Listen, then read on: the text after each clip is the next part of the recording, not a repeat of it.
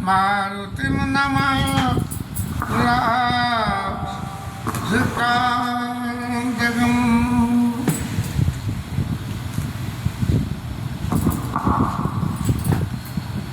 राम जी महाराज ने अपने चित्त की सारी बातों को भरत जी के सामने इस तरह से रखा, क्योंकि ये जो कथा का सबका सार है वो सार लेने वाला नहीं, माने कि ये मेरे को मिले ये मेरे को मिले नहीं, बल्कि कथा का सार ये है कि ये हमारे राम जी को मिले, हमारे राम जी को मिले।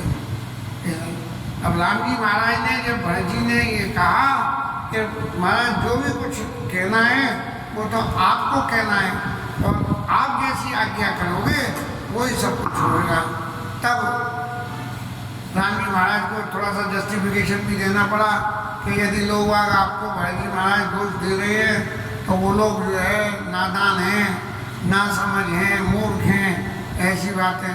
लेकिन एक बात जो भरत जी को विश्वास दिलाने के लिए उन्होंने कहा कि मिट्टी है पाप प्रपंच सभा अखिल मंगलवार, लोक सुख संपन्न लोक सुख लोग तो कहेंगे कौन किसका मुंह रोक लेता है क्या भाई भरत जी की वजह से ये सब हुआ। लेकिन मैं जो कहता हूँ वो बात जो है वो आप समझे कि मिट्टी ही पाप प्रपंच सब, आपके नाम मात्र के स्मरण करने से, सुमिरत नाम तुम्हार, आपके नाम मात्र का स्मरण करने से सारे अमंगलों की जड़ और पाप ताप सब नष्ट हो जाएंगे। एक बात। दूसरी बात राम जी महाराज कह रहे हैं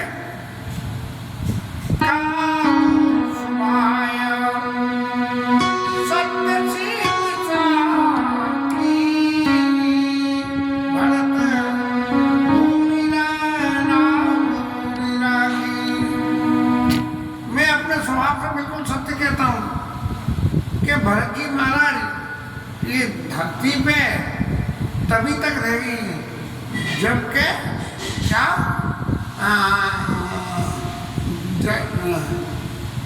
भरत भूमि राहुल राखी, जो नीति आप अपने जीवन में अपना रहे हो, यदि उस नीति को जीवन में अपनाओगे तभी ये जो है पृथ्वी पे धर्म बना रहेगा, नहीं तो क्या हो जाएगा इसकी कोई कल्पना नहीं है।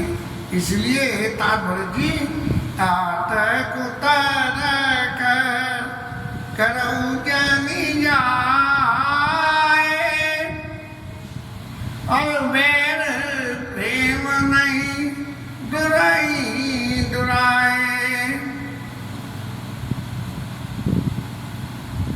आप अपने मन में ऐसा समझ रहे हो कि राम जी नाराज हैं, इस राज्य शासन में मेरा हाथ है या मेरी सहमति है इसलिए ये सब हुआ है, तो ऐसा कुछ भी नहीं है, बल्कि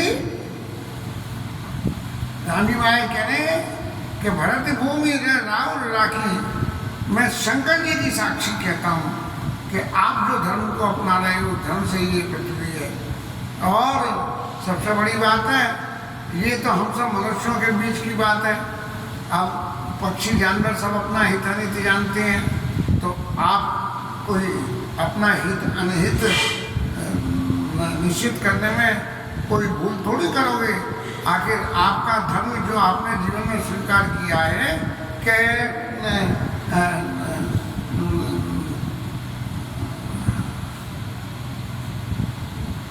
जीवन में स्वीकार किया है कि सेवक हम स्वामी से नाऊ हो नाती और निभाऊ, कहा था यद्यपि अयोध्या वासियों ने है राम जी को, लेकिन यहाँ भरत जी के ऊपर में भी यही बात लागू होती है कि राम जी महाराज हमारे स्वामियों और हम उनके सेवकों। इसलिए मैं एक बात आपके सामने भरत जी कहना चाहता हूँ कि मन प्रसन्न कर सकुच तजी, सारे संकोचों को छोड़ दो, कहो करो सोया सत्य संग रघुवर वचन सुनवा सुखी समाई। बोले अपना मन प्रसन्न, खूब प्रसन्न मन से तुम जो मुझे आज्ञा दो, क्योंकि मैं तो तुम्हारी भक्ति की वशीभूत हूँ, इसलिए जो मुझे आज्ञा दोगे वो मैं बिल्कुल ही कर दूंगा। बस इतना कहना था राम जी का। और सब लोगों ने तो सोचा अब तो काम हो गया, अब तो राम जी वापस चलेंगे। लेकिन भरत जी की इच्छा कभी भी ये नहीं रही कि किसी करे स्वामी हित सेवक सोई, दूषण कूट देव तिन कोई। और जो सेवक साई वही सकोची, नहीं तो चाहिए तासु मत कोची। ऐसा जो है कि जो सेवक क्या है, सेवक सो जो करे सेवकाई और करनी करिए लड़ाई। परशुराम जी महाराज ने लक्ष्मण जी के सामने कहा था। तो सेवक तो वो है जो स्वामी का हित करे। अब हित की परिभाषा तो अलग अलग हो सकती है, ये समय समय पर बदलती रहती है परिभाषा। अब यहाँ उस चीज में तो नहीं जाना, लेकिन एक बात जो राम जी ने कही कि तुम मन प्रसन्न करके कह दो, तो देखता हूँ कि तो तकी लग गई। बोले कि अब तो क्या होगा क्या नहीं होगा। महाराज ये तो भरत जी ने कही कि चलो, तो राम जी चले जाएंगे, हमारा क्या होगा। लेकिन इन सब बातों का कोई ये स्पेसिफिक अर्थ नहीं निकला। देवगुरु ने समझाया कि महाराज तुम मोह में मत पड़ो, और भरत जी को राम जी की परछाई मान के और तुम्हारे दुखों को मिटाने के लिए जो भी कुछ क्रिया होगी वो भरत जी महाराज वो करेंगे। अब भरत जी महाराज के बोलने का नंबर आया, तो भरत जी महाराज क्या कह रहे हैं कि हमारा तो जीवन का उद्देश्य सीतापति सेवक सेवकाई, सीताराम जी के चरणों में हमारा प्रेम हो, इसके अलावा कोई दूसरी बात ही नहीं है। और देवगुरु उधर कह रहे हैं भरत भगत तुमरे मन आई, तजब सोच बुझ बात बनाई। अरे तुम तो ये समझ रहे हो कि भरत जी कहेंगे कि राम जी वापस चलो, लेकिन ऐसा नहीं है। भरत जी कभी नहीं कहेंगे कि आप वापस चलो। विधाता ने सभी बातें बना दी है। राम जी से कह दी कि भरत जी के वो कर देना, और भरत जी से कह दी कि राम जी कहें वो कर देना। इसलिए अब आप बिल्कुल निश्चिंत होकर जाओ, और जो ठाकुर जी के लीला स्वरूप में जो लीलाएं हो रही हैं उन सब का दर्शन करो, और दर्शन करके अपने जीवन को सफल बनाओ। तब जो है भरत जी महाराज बोलने लगे कि करी विचार मन दीनी टीका, राम न जाय छुआपनी का। भरत जी महाराज ने विचार करा कि राम जी की जो आज्ञा है वो ही सर्वोपरि है, और उसी आज्ञा के वशीभूत होकर सबका भला होगा। तब भरत जी महाराज कहने लगे करे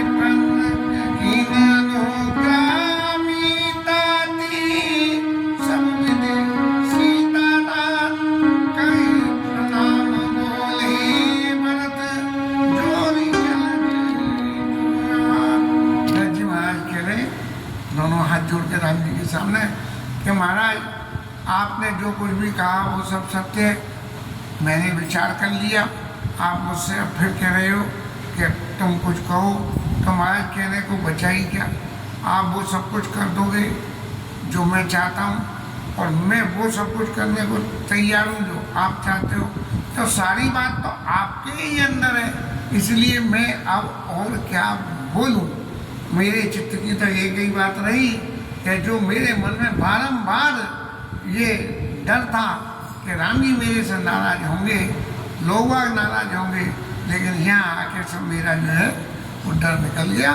और मैं एक बात कहता हूँ कि महाराज आपका स्वभाव तो जो है कल्प वृक्ष के समान है कि जो मांगोगे वो मिल जाएगा। लेकिन प्रभु अब विनती बस आपसे एक ही है कि अब करुणा कर कीजिए सोई, प्रभु करुणा कर कीजिए सोई।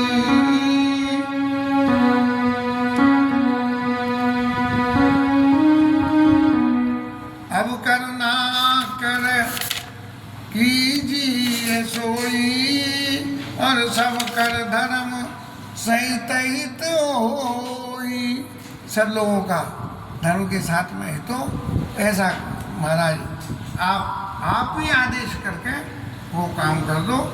लेकिन जो मेरे दिल की बात है, जब आप कहते हो कि कहो तो सान हो ये पठे ये मोई बन कीजिए सब ही सनात। अकी भरत जी ने राम जी के सामने ये प्रपोजल रखी दिया कि मेरे को तो वन में भेज दो और आप जो है अयोध्या वापस चले जाओ, और नहीं तो लक्ष्मण जी को भेज दो और मैं आपके संग में वन में चलूँ। अब इसमें जिस किसी बात में भी महाराज आपका मन राजी होता हो वो काम आप कीजिए, लेकिन आज्ञा आपको ही करनी पड़ेगी। अब जब सब लोगों ने सुना तो बोले देखो कितनी बढ़िया बात कही है, हम तो सब ये दोष समझ रहे थे कि भरत जी राज्य चाहते हैं, यहाँ था वो कह रहे हैं कि सानू ही पठाइए मोई बन, मुझे तो वन में भेज दो। इस तरह की बात से अब क्योंकि ये प्रसंग भरत जी राम जी का लंबा काफ़ी हो गया, तब गोस्वामी जी महाराज ने सीन बदला और जनक जी महाराज के आगमन का समाचार मिला है। जनक जी महाराज आए हैं और आने के बाद जनक जी महाराज को जब ये राजा दशरथ के निधन का समाचार मिला तब उन्होंने कहा कि भाई ये देखो सर समझाने का मामला है, कोई 19-21 बात नहीं हो जाए तो पहले वहाँ की वातावरण क्या है, क्या भरत जी की सम्मति है उसमें, या घर में ही कोई नया नाटक क्लेश फैल ले आए और हम वहाँ पहुँच जाए उसे सुलझाने, तो हमसे बड़ा बेवकूफ़ कौन होगा। इसलिए उन्होंने अपने दूतों को भेजा और उन्होंने दूतों ने जाके जो अयोध्या की क्रिया को देखा कि भरत जी की जो भावनाओं को देखा, उन्होंने आके अपनी बुद्धि और मति के अनुसार राजा जनक के सामने सारे वहाँ के वातावरण की कथा को रखा। ये इस कथा को रखने से राजा जनक की समझ में आ गया कि वहाँ कोई भी षड्यंत्र नहीं है इस शासन के लिए। और ये क्योंकि राजा जनक तो जो है वो राजर्षि हैं, ऋषि भी हैं और राजा भी हैं और भगवान को अच्छी तरह पहचानते हैं, इसलिए जनक जी सब समझ गए ये प्रभु की लीला का हिस्सा है। इसीलिए उन्होंने कही कि अब भाई अब हमें भी जो है यहाँ से चित्रकूट के लिए प्रस्थान करना चाहिए और जाके अपनी संवेदना राजा दशरथ को श्रद्धांजलि और इस समस्या के निदान के लिए कोई उपाय यदि हमारे साधन से हो सकता है तो वो करना चाहिए। अब जब राम जी के समाज में चित्रकूट में ये खबर आई कि महाराज जनक पधार रहे हैं, तब लोगों को क्या खुशी हुई। सुनत जनक आगमन सब हर्ष हुआ बद समाज, सारा अयोध्या का समाज इकट्ठा हो गया और इकट्ठा होके कहने लगा कि अब तो जनक जी पधार रहे हैं, अब तो फिर क्या है, अब तो बात बनी जाएगी, जनक जी राम जी को पकड़ के ले ही जाएंगे जबरदस्ती अयोध्या। क्योंकि लोग अयोध्या वासियों का तो एक ही संकल्प था कि राम जी महाराज जो है अयोध्या के राज सिंहासन पे विराजमान हों, तब जो है ये जनक अवधपुरवासी तो सुखी हो रहे हैं और हमारे राम जी महाराज जो है वो बड़े असमंजस में हो गए कि भाई देखो एक तरफ तो दाव लगाने वाले गुरुजी सब कुछ जानते हैं, वो भी लीला कर रहे हैं, इधर जनक जी महाराज सब कुछ जानते हैं, वो भी इस लीला में शामिल हैं, और दूसरी तरफ जो है मेरे जीवन का उद्देश्य वो कुछ अलग है। तब इस तरह से जो है सब लोग सोच में पड़ गए। अब देवताओं को लगा कि अब तो ये तो बिल्कुल लुटिया डूबी जाएगी, जनक जी आ गए तो जनक जी तो सबको इतने चतुर हैं, जनक जी भक्ति पथ के इतने प्रवीण हैं, निराकार रूप की साधना करने में इतने हैं, तो वो प्रवीण हैं, इतने प्रवीण हैं, तो वो जो है इस सब को जो है राम जी को वापस ले ही जाएंगे। लेकिन ऐसा नहीं हो पा रहा है। यहाँ कैकेयी की स्थिति का वर्णन करते हुए महाराज कह रहे हैं कैकेयी को तो बस अब ये लग रहा है कि मैंने जो है ये रोल स्वीकार करने के लिए जो राम जी को अपनी आज्ञा दी वो बहुत बड़ी भूल कर दी, और अयोध्या अयोध्यावासी सब लोग जो है खूब, कभी एक बार जीवन का तजुर्बा है कि वहाँ पूछड़ी में उत्सव हुआ था, हम बहुत छोटे थे तो 2 दिन 3 दिन रहे थे। तो वैष्णव उत्सवों में जो आनंद होता है उसका खूब आनंद लिया था, बड़ा अच्छा लग रहा था। ऐसे ही अयोध्यावासी जो इस अयोध्या के सुख समृद्धि के समाज में रहते थे, जब वो वन में जाके और वन में रहने वाले सुख की अनुभूति कर रहे हैं तो सबको जो है अत्यंत सुख हो रहा है कि देखो कैसे वन में आए और यहाँ आके भगवान के चरणों की वंदना, दर्शन, पूजन और हो रहा है। और सब लोग जो है मंदिरों के दर्शन करते हैं चित्रकूट में और भगवान से मांगते हैं रमा रमन पद बंद बहुरी, रमा रमन पद बंद बहुरी बिनवई अंचल अंचल जोड़ी। हाथ जोड़ के कहते हैं कि राजा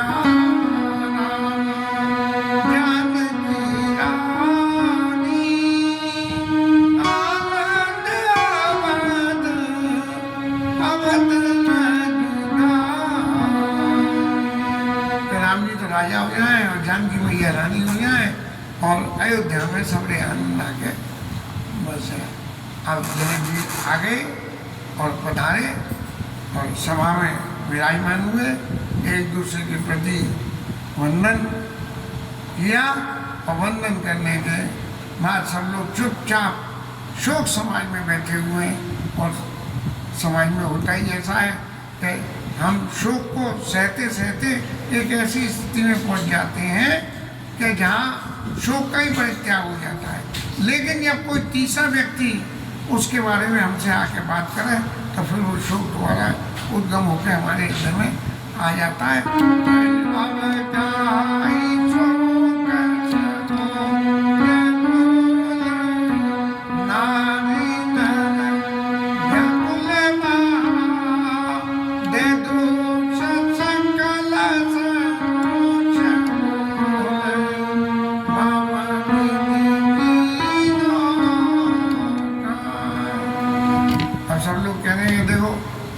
इतना समाज जुड़ रहा है, इतने लोग जुड़ रहे हैं, फिर भी ये समस्या का निदान नहीं हो रहा है। मुझे सिद्धता पर जो मुझे देख दशा विदे की तुलसी में समझ को जो तर सके सरित स्नेह की। जनक जी तो निर्गुण ब्रह्म की साधना करने वाले आदमी हैं और वो यहाँ आके शोक में मग्न होके और ऐसे बैठे हुए हैं, तो आखिर इसका अर्थ क्या है। तब लोगों ने एक दूसरे को समझाने के लिए उपदेश किया और राजा जनक को समझाया कि महाराज धीरे धीरे नरेश कहे वशिष्ठ विदेशन।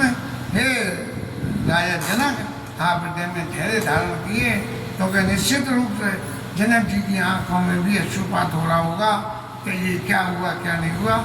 इस तरह से जो है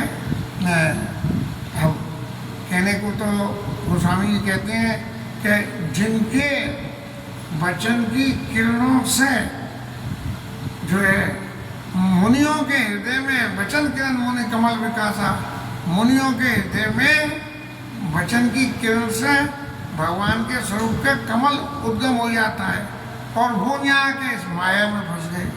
दुनिया को तो निर्गुण ब्रह्म का उपदेश करते हैं और यहाँ आके वो भी जो अश्रुपात कर रहे हैं। तो ये कोई जनक जी की कमजोरी नहीं है, बल्कि यह श्री राम स्नेह बढ़ाई, ये सीता जी और राम जी के प्रति जो उनका स्नेह है ये उसी की वजह से हो रहा है। और इस तरह से बहु विधि मुनि बहु विधि विधेया समझाए, राम घाट सब लोग नहाए। अब जो जनकपुर वासी उनके संग आए थे, सब लोगों ने बैठ के जो है वहाँ स्नान किया, राम घाट पे नहाए और नहाने के बाद में सब लोग उसी बच्छाया वेदिका बनाई, सीरी 500 सुनाई, यहाँ बैठ मुंदन सहित नित्य सी राम सुजान और कहत कथा इतिहास सब आगम निगम पुराण उसी स्थान पे बैठ के और वहाँ सारे लोग जनक जी का परिवार, जनक जी का परिवार और अयोध्या का परिवार, मुनि उपदेश सब लोग इकट्ठे हो गए और सब इकट्ठे होकर एक दूसरे को उपदेश समझाने के लिए कि भाई राम जी महाराज यहाँ वन में आए, इसका कारण क्या है, ये सब समझाते हुए ये कहने में सब एक दूसरे को समझा के कह रहे हैं कि भाई ये भगवान की लीला है, इसलिए इसको समझो और इसमें इतने ज़्यादा लिप्त मत हो कि अपने सुख के लिए ये जाओ के राम जी वन में चले, क्या चले, बल्कि राम जी जो चाहते हैं वो ही सब होने का साधन होना चाहिए। अब इतने जनकपुरवासी आ गए, अवधपुरवासी आ गए, तो वहाँ सारे जो पेड़ फल फूल सब थे खूब फलने लगे और वनवासी लोग और कोल भील से उन फलों को ला के और लोगों को देते हैं। लोग अपने देवताओं का, अपने पितृश्वरों का, देवताओं का पूजन करके और जो है स्वीकार करते हैं। इस तरह से मन में लेके जनक जी महाराज के खुद के मन में ये बात आई कि जब वन में यहाँ इस तरह के कंदमूल फल उपलब्ध हैं, तब यहाँ अन्न खा के, हमको अन्न खाने से मति में कुछ भ्रम आता है और सात्विकता नहीं रहती है मति में, लेकिन फल फूल खाने से मति में सात्विकता रहती है। इसलिए जो है सब लोग फल फूल का भोजन करेंगे। अब इस तरह से सब लोग मन मन में ये कह रहे हैं कि भाई जो सुख यहाँ रहने में मिल रहा है राम जी के साथ में, ये सुख अयोध्या में नहीं है। गुरु जी महाराज सबकी केयर टेकिंग करते हैं, सबके लिए खाने पीने का साधन है कि नहीं है ये पता करते हैं, सबके पास जाते हैं, करते हैं। और इस तरह से जो भी कुछ समय गुजरा वो समय गुजरने लगा। लेकिन तभी जो है तभी जो है, क्योंकि ये तो पुरुष समाज की बात नहीं, अब ऐसी परिस्थितियों में पुरुष समाज और महिला समाज ये दोनों समाज भी जो है अलग अलग रूप से अपनी व्यक्तिगत उपस्थिति रखते हैं। तो सीता जी की माता सुनैना ने कौशल्या माता के पास अपनी एक दासी को भेजा कि हम आपसे जो है भेंट करना चाहते हैं और आप हमें थोड़ा सा समय दे दें। और सुनैना जी अपने निवास के साथ में कौशल्या मैया के पास में पधारी और सबके हृदय में एक ही सबसे बड़ी बात है, सब सिया नाम प्रेम की सिमोरत जन करुणा वेश विसूरत। सब राम जी के प्रेम की मूर्ति की तरह से ऐसे चुपचाप बैठ गई हैं, कोई कुछ नहीं बोल रहा है। नेत्रों से उनके आंसू चल रहे हैं, जैसे कि करुणा ने साक्षात जो है अश्रुओं का अवतार लेकर और उनके नेत्रों से निरंतर प्रभाव हो रहा है।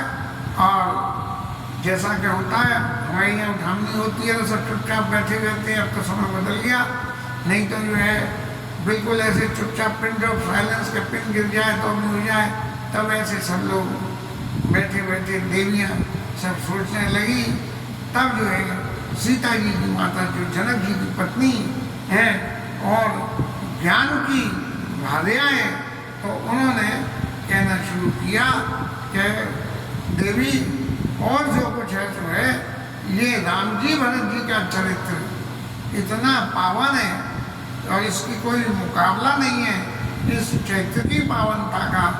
लेकिन फिर भी विधाता को देखो कि विधाता ने कैसी लीला रची कि राजा दशरथ को ऊपर भेज दिया और राम जी को वन में भेज दिया। इसीलिए वो कहने लगी सुनिए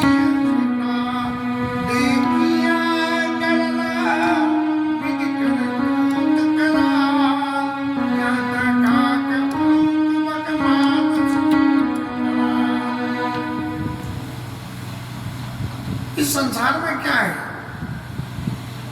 कि सुनिए सुधा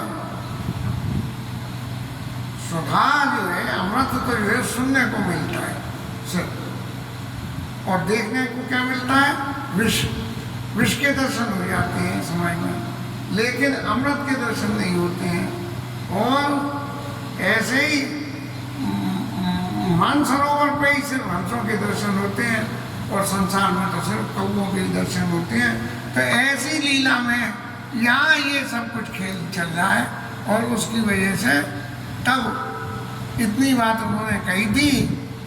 तब सुमित्रा मैया कहने लगी, विधि गति पर विपरीत विचित्रा, विधाता की गति बड़ी विचित्र है और इसको कोई नहीं जान सकता, इसलिए हम इस बारे में कोई सोच विचार न करें तो ही अच्छा है। सुनिए, अब एक बात और रही। सुमित्रा मैया ये कह रही है कि अब जब ममता बहुत ज़्यादा बढ़ जाती है तब चित्त के जो विचार आते हैं उनमें कुछ ऐसी विविधता होती है जो सुनने में अच्छी तो लगती है लेकिन वास्तविकता नहीं होती है। तो सुमित्रा मैया कह रही है कि जो पालई सजी अड़ई मोहरी और बाल केली सब विधमत मोहरी। बच्चे खेलते हैं, खिलौनों से कोई खेल बनाते हैं, फिर उसे तोड़ देते हैं, फिर दूसरा बनाते हैं।